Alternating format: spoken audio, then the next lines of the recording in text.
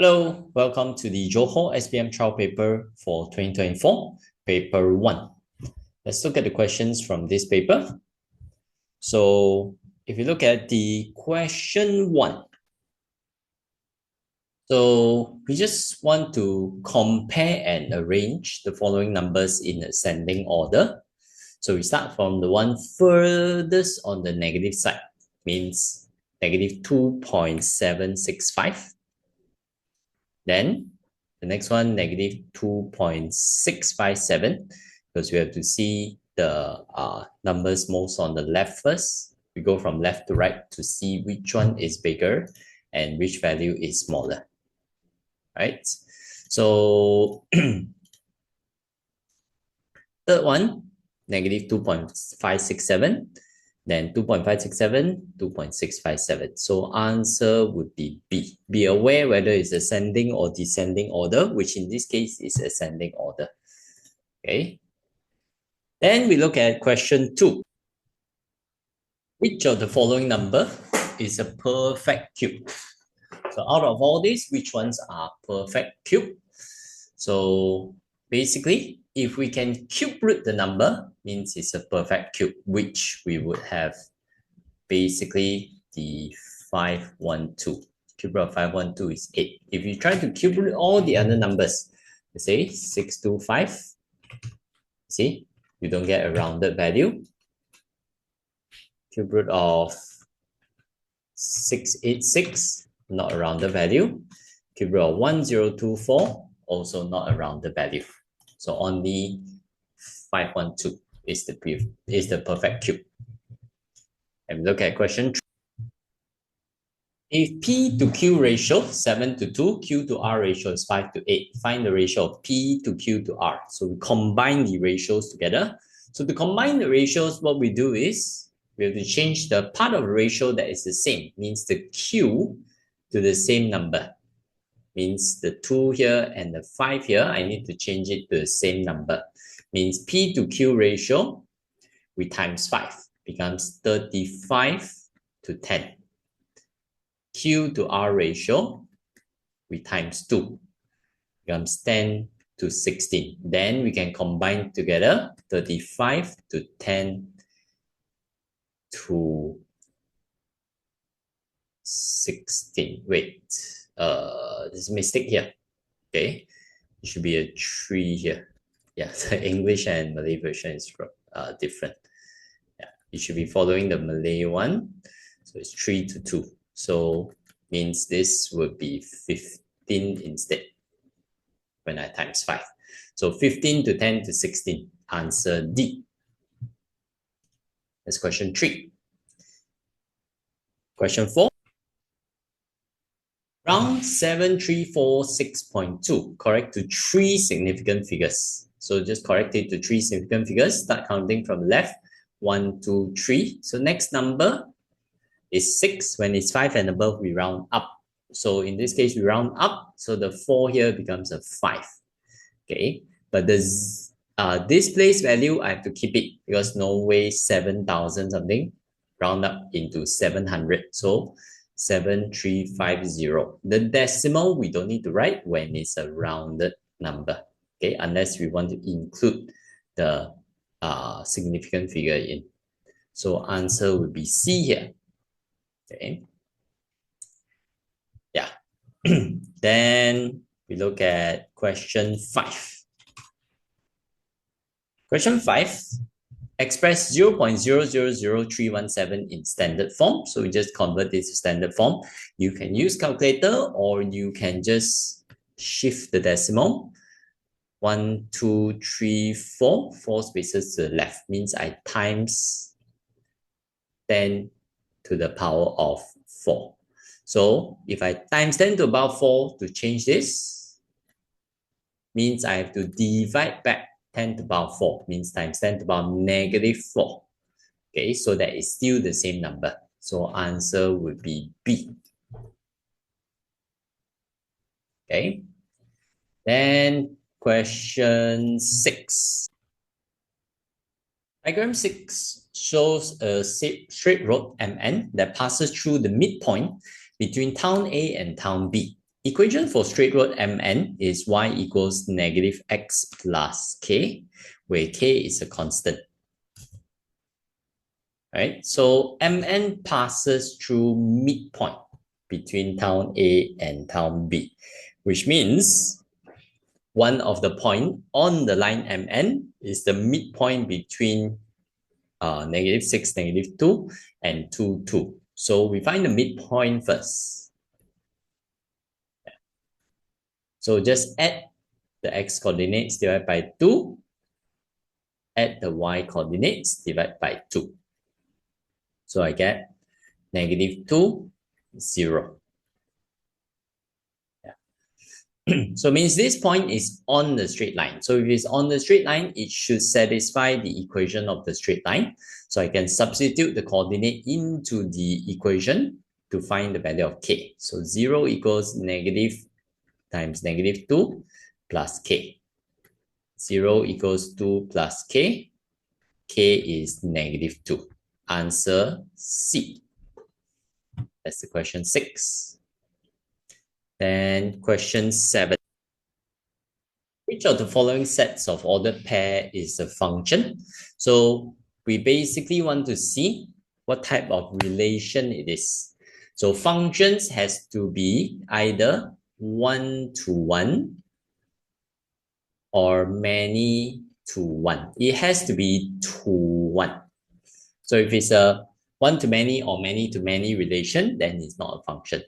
So from ordered pairs, we can see which one repeats. The y here repeats, means from many different x, it matched to one y. So it's many-to-one relation. So this should be a function. Okay.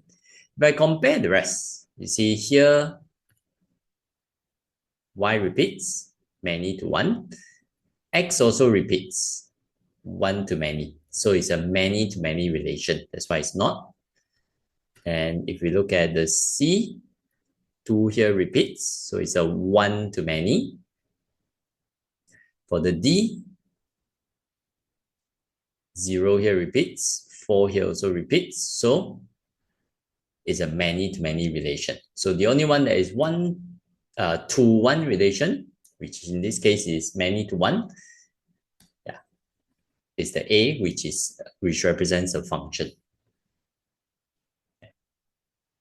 Then question in diagram 8 here, PQRSTUV is a heptagon, means there are 7 sides. Okay, so when I have an irregular polygon, I can look at the sum of interior angles. So I have to look at the interior angles. Since I have the exterior angle here, find the interior angle first. So 180 minus 70, 110. So this is 110 degrees. Then total interior angle, 7 sides. Use the formula n minus 2 times 180.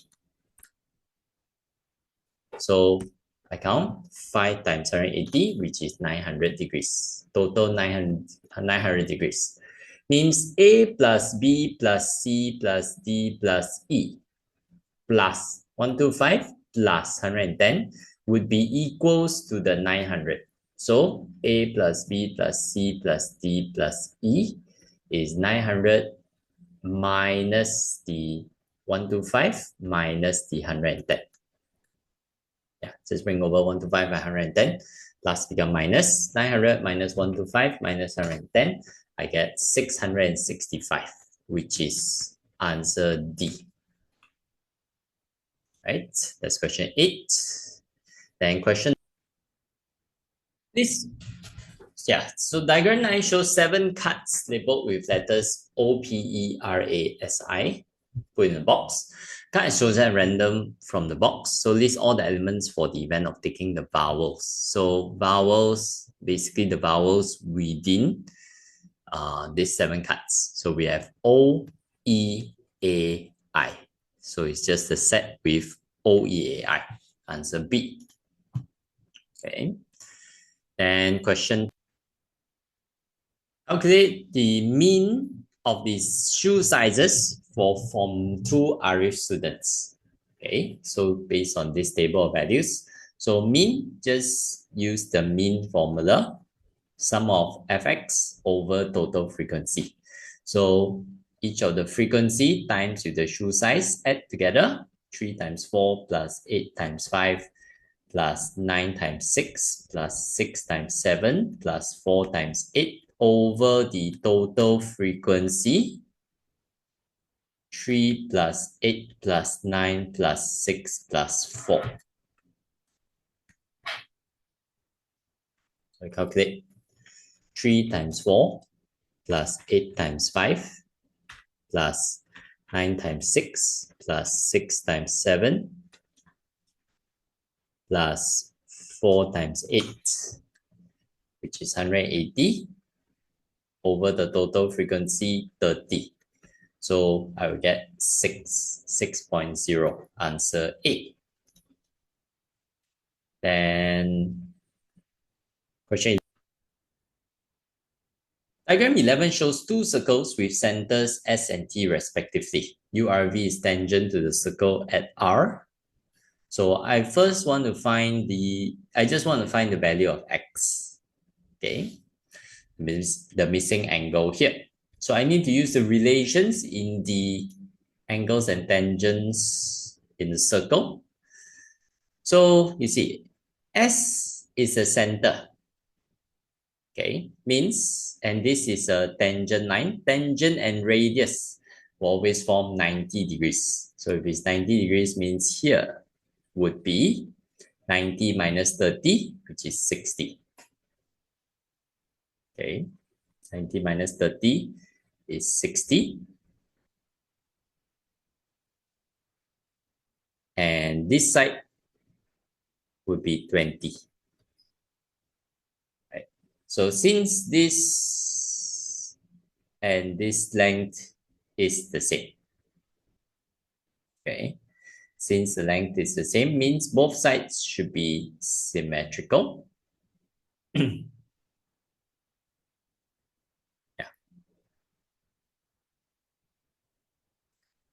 Sides should be symmetrical. So let's see. Here should be 20. If I split that, it should also be 20 and 20. So in other words, here would be 40. Okay. So if this is 40, angle at the center will be double of the angle at the circumference. So this is 80. So if I know 60 here, 80 here, total angle in a triangle should be 180.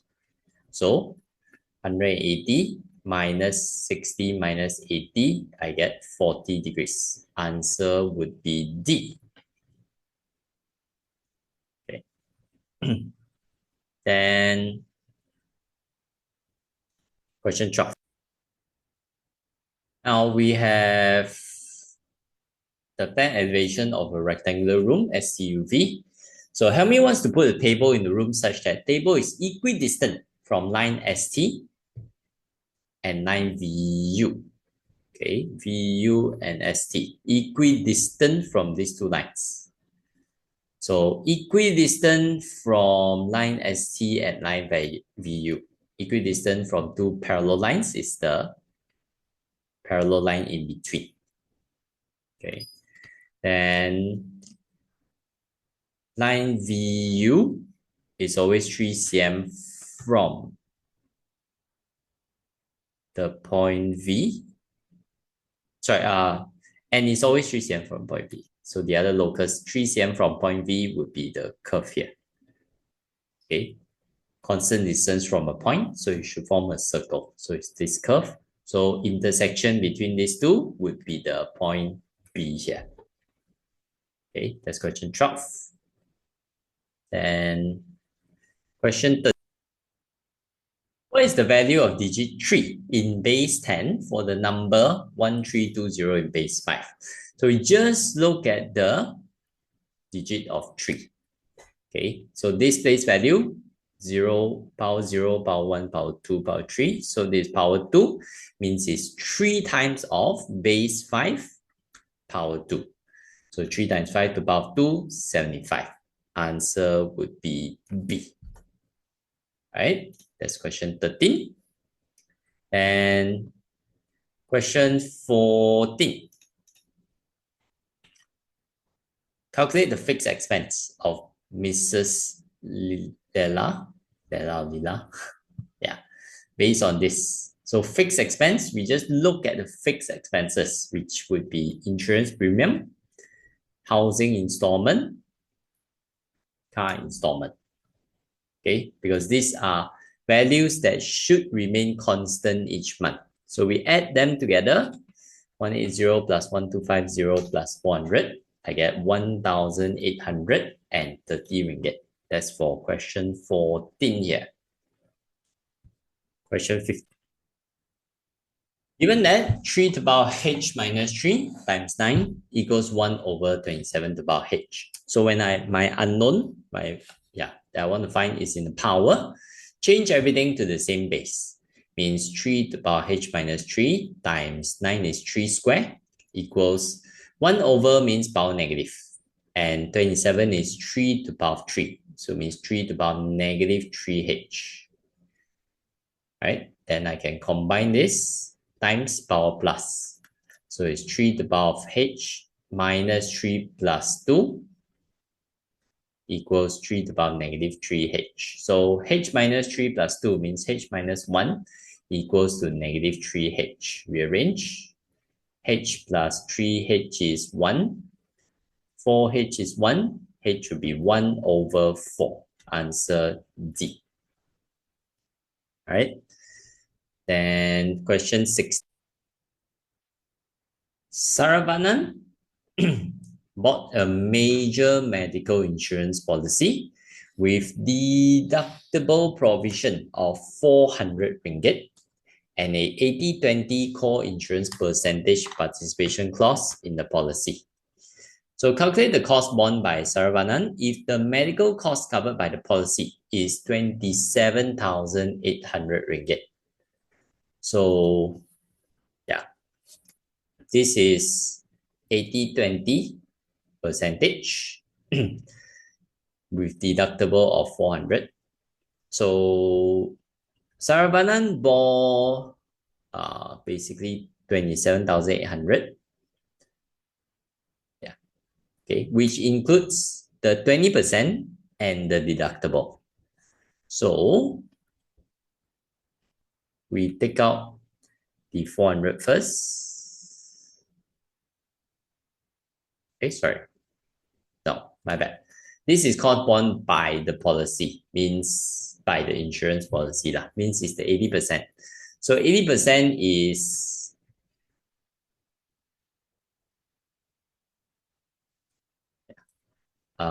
27,800 means I have to find back 20%, which is how much Saravanan gets. So the 27,800 I divide by 80%, that times back 20%. So I know how much is that 20% that Saravanan pays.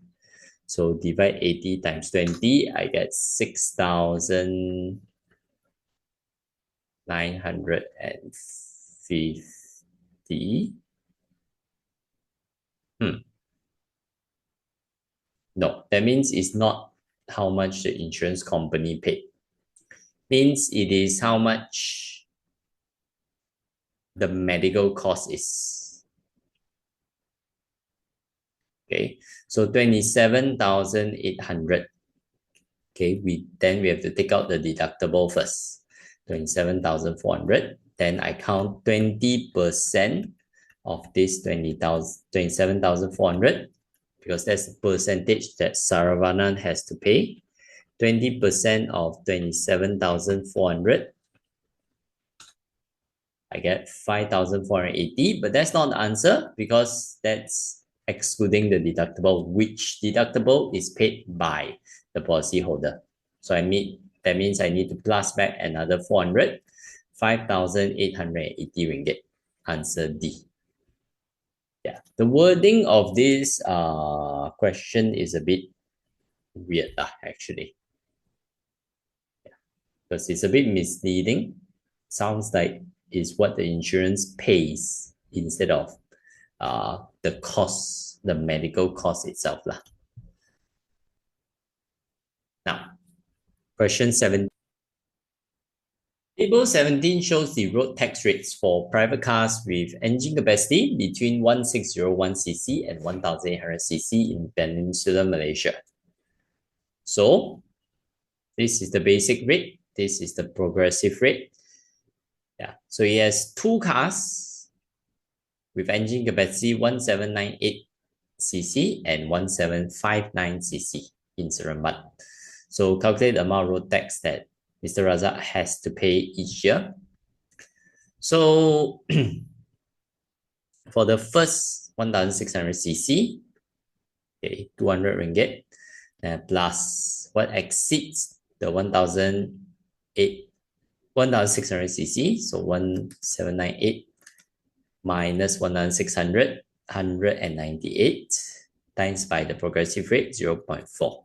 That's for the first car. For the other car, 200 exceeding is 159cc times by 0.4 as well. Okay, so 200 plus 198 times 0.4 plus 200 times, plus 159 times 0.4. Altogether, 542 ringgit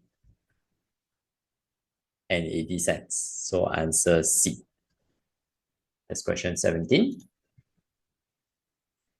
Question 18. R varies directly as the square root of S and inversely as T. So given constant is K, find the equation from the relationship between R, S, and T. So R varies, so equals to a constant times square root of S, means I square root the S, directly goes on top, inversely goes below, so over the T. So means R equals K square root of S over T. So answer would just be C here. Yeah, that's question 18. Then question 19. Mass of an aluminum cylinder changes directly with its height and square of its base radius. Given that the mass of the cylinder with a height of 16 cm and base radius of 7 cm is 2464 grams. I want the mass in grams of an aluminum cylinder with height of 8 cm and base radius of 4.5 cm. So basically, the mass should depend on the volume of it. Okay, so I compare the volume. So volume of the first cylinder, volume is pi r square h, radius is 7 square times height 16. I count 7 square times 16, I get 784 pi. The other cylinder, pi r square h, radius 4.5 times height 8. So 4.5 square times 8, I get 162 pi. Yeah. So the mass would be the mass of the cylinder that I want over the mass of the volume of cylinder that I want over volume of the cylinder given the mass times by the mass of the other cylinder. Yeah, because basically V1 over or V2 over V1 equals mass 2 over mass 1. The ratio of their volume and the ratio of their mass is the same, means V2 over V1 times the first mass, I will get the other mass. Yeah. So 162 over 784, no need to put the pi, it will cancel off, times 2464. Yeah, which would be 509.14. Answer A. Okay, that's question 19. And question 20. 2, -10 multiplied by 1, 2, -2, 0, 3, 4. So I need to multiply these matrices together.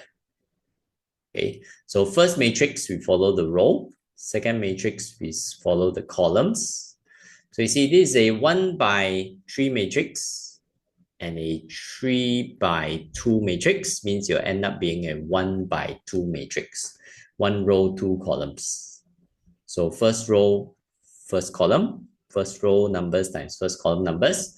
2 times 1, 2, plus -1 times -2 is also 2. 0 times 3, 0, plus 0. First row, second column, 2 times 2, 4. -1 times 0, 0. 0 times 4, also 0. So I get 4, 4. Yeah. Answer A. That's question 20. All right. Then question 21. Here, we want to calculate the value of x. So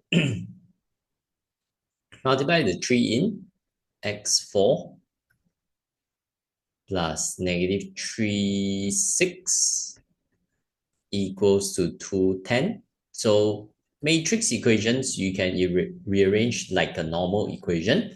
Plus bring over becomes minus, means x4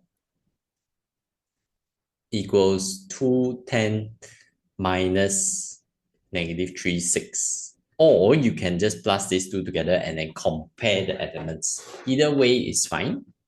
So let's say I minus, then I get 5, 4. So compare with this x4 means x is 5. Yeah. That's question 21. Then question 22. Which of the following points satisfy this linear inequality? So we just need to check by subbing in the coordinates. Okay, so you can use calculator even. Key in 2x plus 7y. Then I calculate, key in the x and y values. So if I put -3 and 3, I get 15, which is larger than 10, so that's correct. Yeah, so I would already know answer is A, but just double check. If we calculate for the others, -3 and 2, you see it's less than 10. If I calculate -3 and 1, it's less than 10. -3 and 0, also less than 10.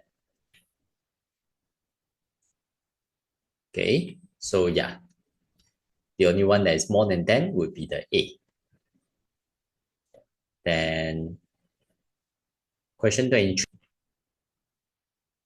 Given that 3 to the power of p times 3 to the power of 3 equals 729. So again, change everything to the same base. Combine this, 3 to the power of p plus 3 times power plus 729. I can change to 3 to the power of something as well. So I can just use trial and error. Let's say 3 to the power of 5 is not. 3 to the power of 6, 729. So I change to 3 to the power of 6. So same base equal means the power should be same. So just compare p plus 3 is 6. P will be 6 minus 3, which is 3. Answer A. Okay, that's question 23. Then question 24. Diagram 24 shows two squares, A, B, C, D, and E, F, G, H drawn on the square grid. E, F, G, H is the image of A, B, C, D under an enlargement. So find the center of the enlargement. So finding center of enlargement, very simple. Just connect the equivalent points using straight line. Here. And A connects to E, so extend the line like this. So means it's the point O here. Yeah, answer D. Then question 25. Which of the following graphs represents y equals sine 2x? Sine 2x means frequency of 2 within 360 degrees. Means the sine graph repeats twice in 360. So here is only once. That would be just y equals sine, sorry, I mean this one, y equals sine x. If it's upside down like this, means it's negative of the trigo. So the one that is correct would be B. because it's here it's only until 180 and it's already one cycle, means up to 360 would be frequency of 2. Then question 26. So diagram 26 shows regular hexagon drawn inside a unit circle. Okay. I have this vertex of the hexagon, 1, 0. So if I try to split like this, okay, into triangles, you'll notice each of the triangle are the same, equilateral triangles. So you see it's symmetrical on both sides. So if it's symmetrical means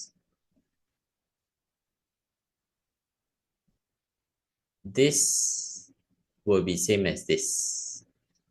Okay. And all these are equilateral triangles. So if this is 1 unit, here also 1 unit, here also 1 unit. So if I split halfway, it's 0.5. Okay. And I know this is 1 unit.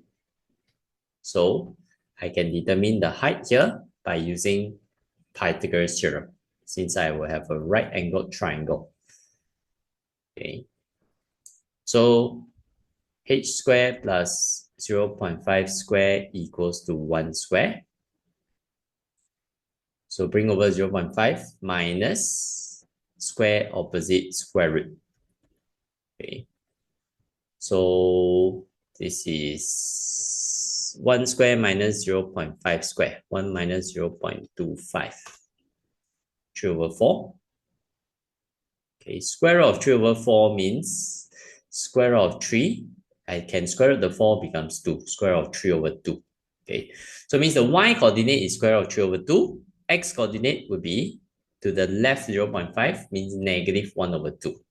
So it's negative 1 over 2, square root of 3 over 2. Answer C. That's question 26. Yeah. Then question 27. So given b equals square root of 1 minus a over 2, express a in terms of b. I just need to rearrange the equation here. So 1 by 1, bring everything over except for a. Square root bring over, opposite of square root is square. Bring over 2, divide 2, opposite times 2. Yeah, I can actually switch this to a I bring to the left, the 2b square I bring to the right, positive become minus. So a equals 1 minus 2b squared. Answer B. It's question 27. Question 28. So given mode of the data is 1, find the median of the data. Mode of data is 1. You can see 1, there's 1, 2, 3, 4, 5 here. 4, there is 1, 2, 3, 4, 5 here. So in order for mode to be 1, means the x is 1 as well. Okay. So to find median, I arrange in ascending order 0, 0, 1, 1, 1, 1, 1. Yeah, 2, 3, 4, 4, 4, 4, 4. Sorry, I'm missing a 1. There's 6 ones, including the x. And then 5. Okay.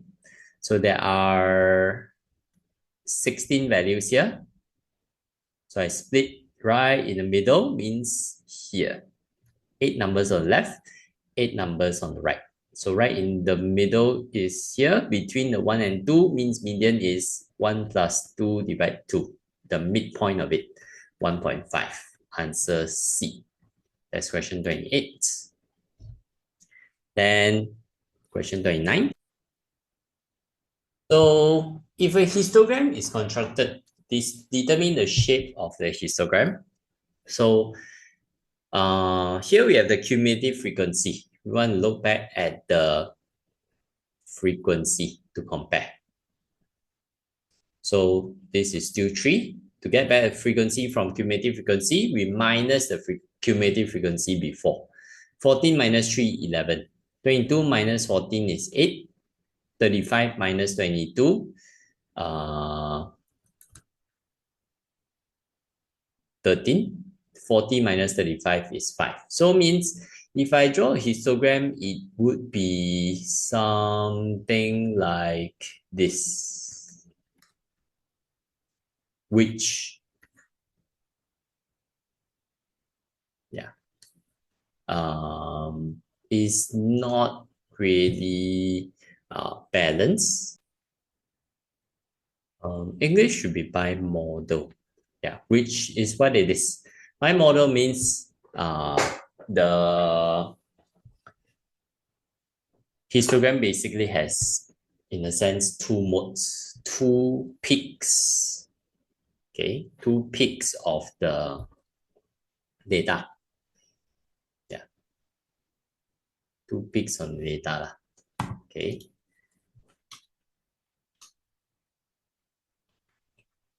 Yeah.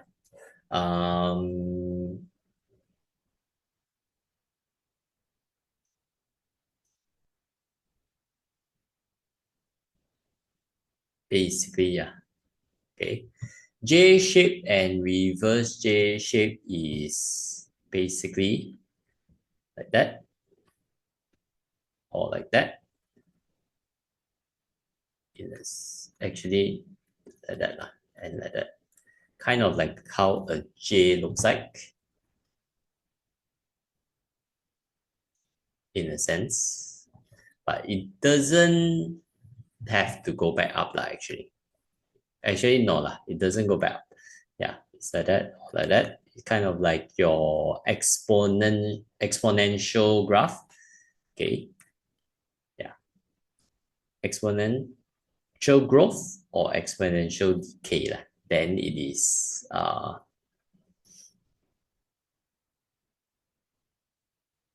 yeah, then it's the J shape or reverse J shape. Okay. Then question 30. And diagram 30 shows some cards labeled with letters and numbers. One card is chosen at random. State the probability that selected card is a card labeled with a consonant, letter, or a number. Okay. So consonant or a number, or means union. Okay. So union the consonants S and N with the numbers 2 and 3. So means we have 4 out of the 6 possible outcomes. Simplify 2 over 3. So answer for the probability would be A.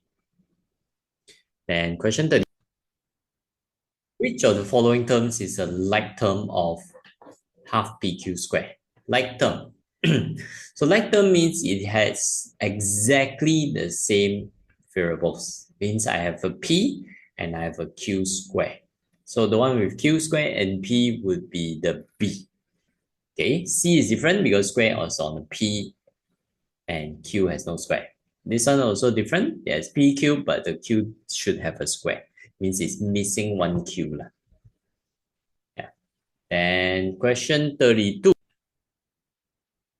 Which of the following is not true from the graph here? So degree of R is 5, which 1, 2, 3, 4, 5. There are 5 here, is correct. The graph has 4 vertices. 1, 2, 3, 4 is correct. Graph has 5 edges. 1, 2, 3, 4, 5. The loop counts as an edge. Also correct. The graph is a simple graph. That's wrong. Okay, there are multiple edges and there's loop here. So it's not a simple graph. Okay, that's question 32. Question 33. Here I have a graph. Weightages in the graph represents distance in meters. I want to calculate total distance from A to D by going through all available vertices. So I start from A, end up at D. I want to go through all the vertices. So I go B, C, E, F, and then D. Then just add up the weightages along this pathway. Means 7 plus 5 plus 4 plus 4 plus 6, which I get 26. So it's 26 meters. That's question 33. Question 34. Which of the following is not a statement? So not a statement means I cannot determine it's true or false. So one is a perfect cube. That's a statement. Okay. 1/7 is a rational number. That's a statement as well. 23 is greater than, there's no is greater than 32. It is a statement. Okay, although it's a false statement, but it's still a statement. 9x minus 4 equals x. Is 9x minus 4 equals x a linear equation? That's a question. So question will not be a statement because I cannot say the question is true or the question is false. There's no true or false to it. So it's not a statement. Okay.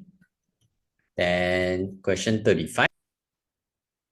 Which of the following is the conclusion of the above argument? So all heptagons have 7 sides. PQRSTUV is a heptagon. So means it should be PQRSTUV as well. Okay, have 7 sides. A. Yeah. Follow the other condition of it. Since premise 2 follows the first condition, conclusion, it should follow the other condition. That's question 35. And question 36. Calculate the distance between point P, 7,1 and point Q, -5, -4. So it's just distance. Just use the distance formula, which is given. It's just using Pythagoras theorem. Okay, x2 minus x1 square plus y2 minus y1 square. So -5 minus 7 square plus -4 minus 1 square. You can minus either way, it's fine. So you just calculate square root of bracket -5 minus 7 square plus bracket -4 minus 1 square, which is 13. So answer C. That's question 36. And question 30. Which of the following represents the shaded region? So you can see is outside of P, so P prime, and inside of Q, and we use intersect inside Q, and is also outside of R. So P prime intersect Q, intersect R prime.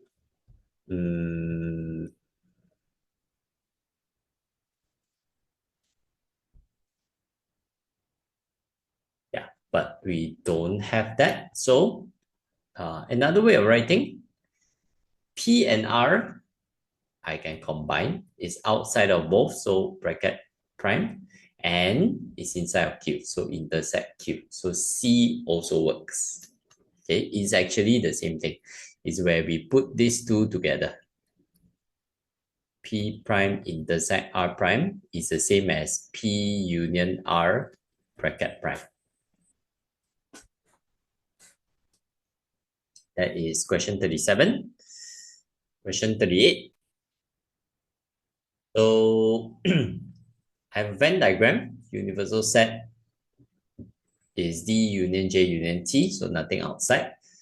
D is students who like dancing, J is students who like sewing, T is students who like drawing.